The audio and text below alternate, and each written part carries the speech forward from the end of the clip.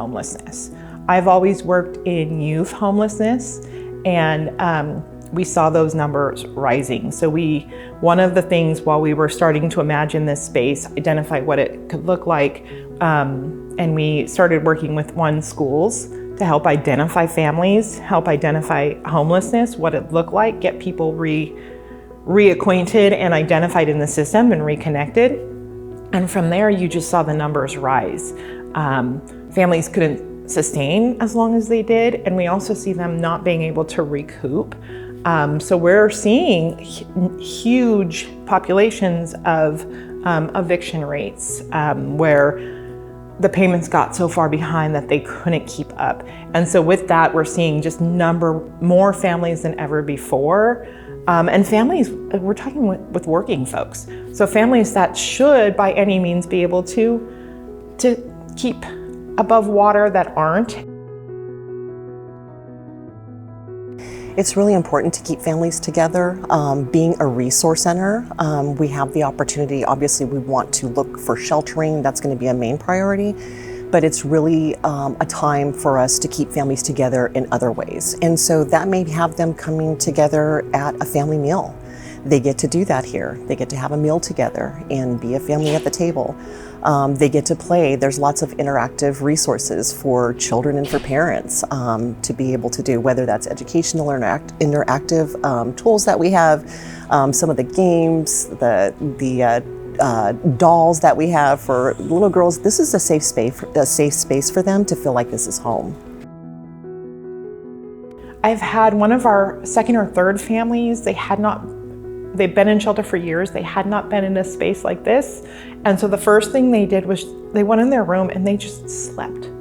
They slept in the bed, they shut their door. And it was really pretty emotional.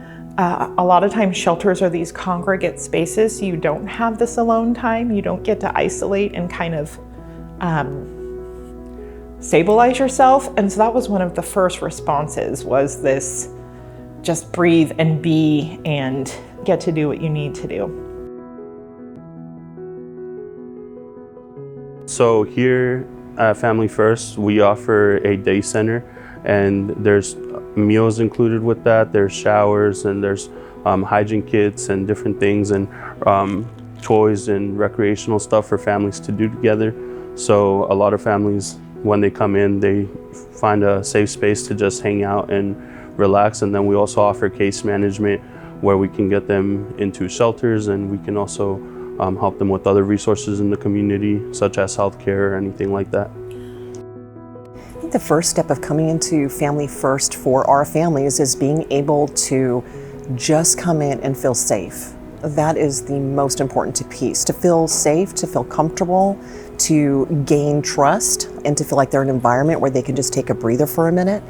And then let them get comfortable in their environment here, and being able to then feel, at ease a little bit to talk to case managers, so we can dive into what their needs are, and whether that's taking a shower, having a meal, us working on getting them some form of a shelter to keep them together.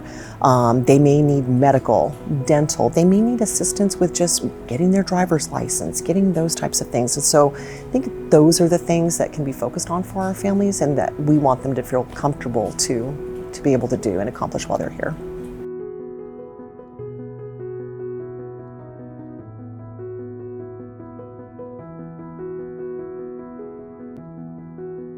Well, the first thing with kids, we always want to welcome them to be able to just pick up a toy and play and spend as much time as they want. And with the parents, just being able to have a seat with them and not just jump straight into an intake, but hear their story first, so that we can figure out how we can help them and navigate from there, and allow them just comfort and space. A lot of times when they come here, they already want our help.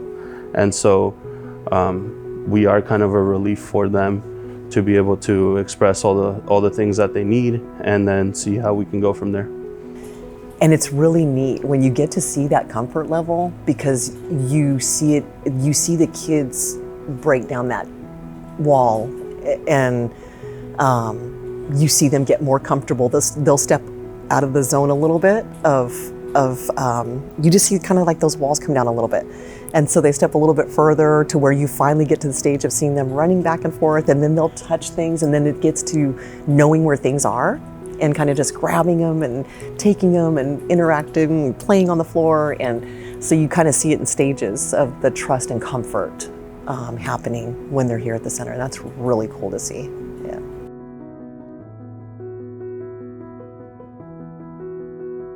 I think what they're most surprised about is that there's actually a place, a safe space they can come to 7 days a week. It's no longer that 9 to 5, that there's a space they can come to after those hours and feel safe, even if one parent was at work and the other parent can stay here with children. But the other parent is able to get off work, come here and kind of defuse for the day.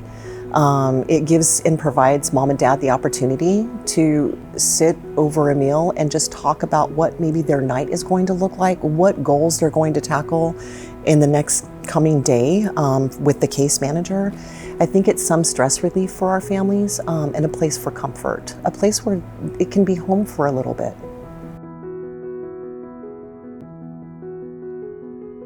We are now open 7 days a week, 7 a.m. to 7 p.m. Those hours are really important just because it enables families to be able to participate in the resources that we discussed. But also I think it's really important with the summer, it gets pretty hot. And so we actually have families that come in just for a cooling center. So they're able to cool down until 7 p.m. And it's gonna look nice going into the fall and winter, being open until 7 p.m. They'll have a place to be safe and warm in the wintertime. So we have an internal outreach team, and our team members are going out into the community within a 10 to 15 mile radius of the center, and really just kind of diving into where families are located. Homeless families are very private. They're very protective of their families, and so we do want them to see us. We want them to know who we are and be able to offer them the resources that the outreach team carries with them.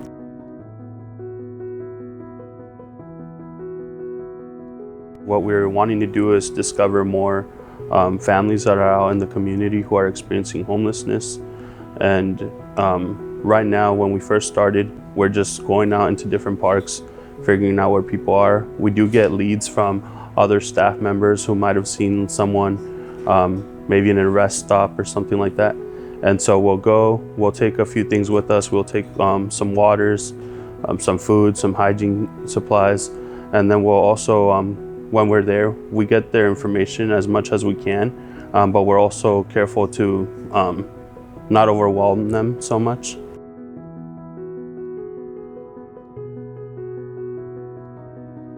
They take supplies, and so we want to make sure the outreach team is out providing some form of nutrition for our families and something to keep them cool. So they do carry things for nutrition, they carry cooling packs with them. And those are offered to the potential guests for Family First out there in our community.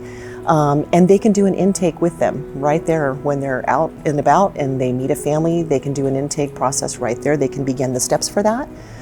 We also want to provide transportation if their car is broke down or they don't have gas to get to the center, that the outreach team is bringing them here to the center so that they can get a meal and they can start our services here for them.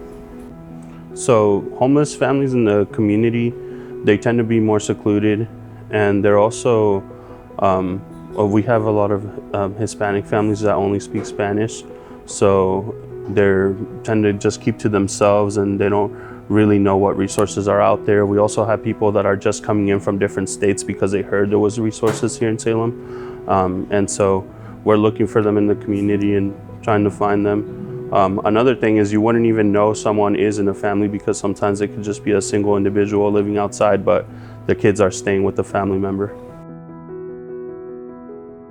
So we recently got more staff for case managers that also speak Spanish, which is great. I was the only bilingual case manager, which made it kind of tough, but now we have more people that speak Spanish, so it makes it a lot easier when you have more than one family in here. So pretty soon we are going to be offering educational and lifestyle classes here. One of them is going to be about emotional intelligence, and the second class is going to be about maximizing strengths. We're super excited about those. Vamos a ofrecer clases en español aquí en Family First. Vamos a empezar con 2 clases. La primera clase es de maximizando fortalezas y inteligencia emocional. Esas clases van a estar aquí para adultos gratis, entonces deberían venir a tomar esas clases. The families are going to be able to have parenting classes and other educational classes to help them on their workforce readiness journey.